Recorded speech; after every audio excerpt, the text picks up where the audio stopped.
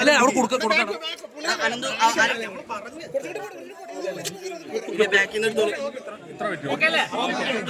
ശരി പറ.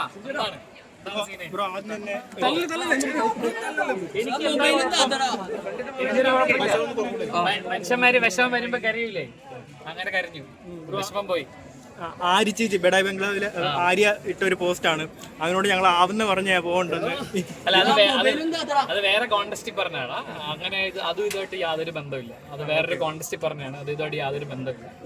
ശരിക്കും ബിഗ് ബോസിൽ സിബിചേട്ട വന്നതിന് ശേഷമാണ് കളി മാറിയെന്ന് പ്രേക്ഷകർ ഇപ്പോഴും പറയുന്നുണ്ട്. അപ്പൊ ഈ കളി മാറിയ സമയത്ത് ഈ പുറത്തേക്ക് പോണത് ഭയങ്കരമായിട്ട്, ഞാൻ പുറത്തേക്ക് പോകുക എന്നുള്ളത് എന്റെ തീരുമാനമല്ല. ഞാൻ ഇപ്പോഴേ പറയാം, പുറത്തേക്ക് പോകുക എന്നുള്ളത് എന്റെ തീരുമാനമല്ല.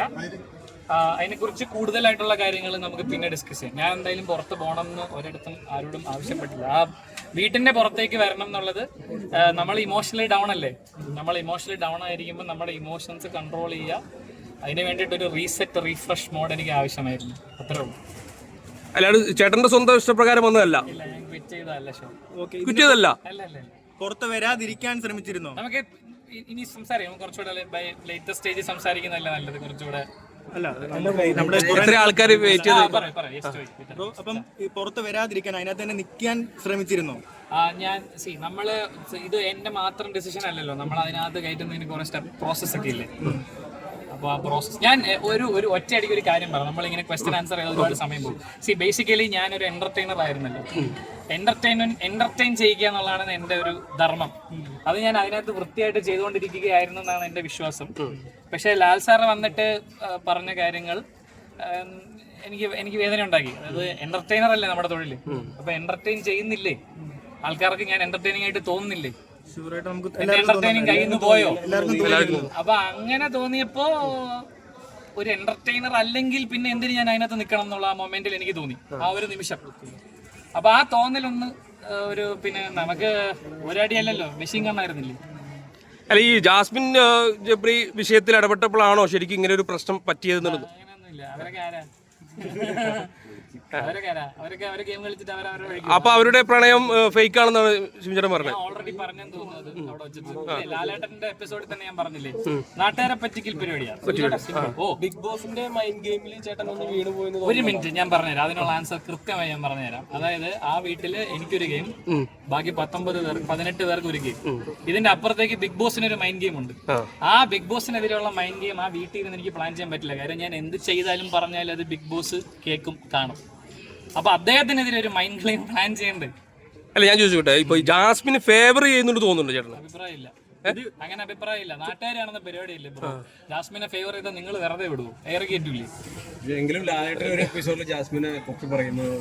നിങ്ങൾക്ക് തോന്നിയോ? തോന്നി. അല്ല, ഈ സിബിൻ ചേട്ടൻ കാണിച്ചു എന്ന് പറഞ്ഞ സംഭവം ഒന്നും ഇവിടെ ആരും പ്രേക്ഷകർ കണ്ടിട്ടില്ല.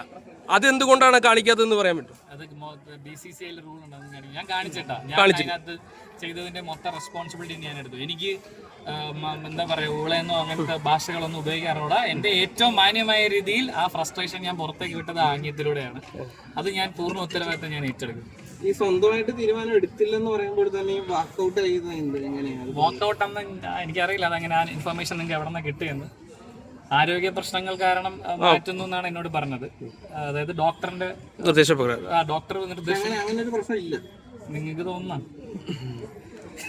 അപ്പൊ ഇതിന്റെ ക്രെഡിബിലിറ്റി പോകില്ല കേട്ടാ. ഈ ഏഷ്യാനെറ്റിലെ ബിഗ് ബോസ് ഇതിന്റെ ക്രെഡിബിലിറ്റിയെ ബാധിക്കില്ല ഈ സംഭവം. ഞാൻ പറയട്ടെ, എനിക്കൊരു അഭിപ്രായം ഇല്ല. അങ്ങനെ എനിക്കൊരു അഭിപ്രായം ഇല്ല.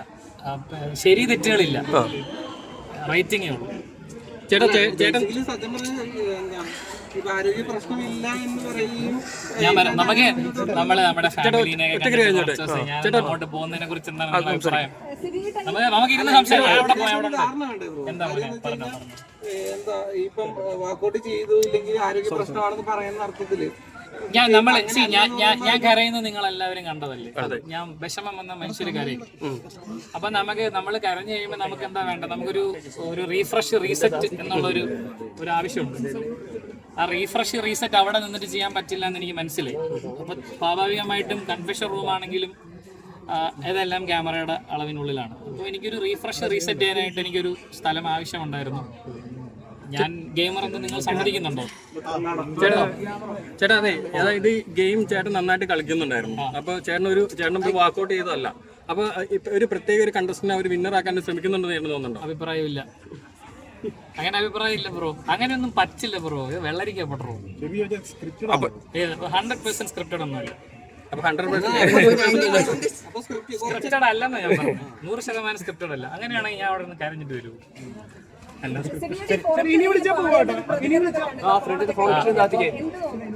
I am very much overwhelmed. എന്നെ നിങ്ങൾ ഭയങ്കരമായിട്ട് സ്വീകരിച്ചത് എനിക്ക് ഒത്തിരി ഒത്തിരി നന്ദിയുണ്ട്. എന്താ പറയാ, സ്നേഹം മാത്രം എല്ലാവരുടെ അടുത്തും. വിളിക്കട്ടാ. Thank you guys, thank you. കാണാട്ടാ, താങ്ക് യു സോ മച്ച്. നിങ്ങളുടെ സപ്പോർട്ടിനൊക്കെ കോടാനുകോടി നന്ദി. Thank you so much guys, thank you so much. തള്ളു അപ്പൊ കാണാം.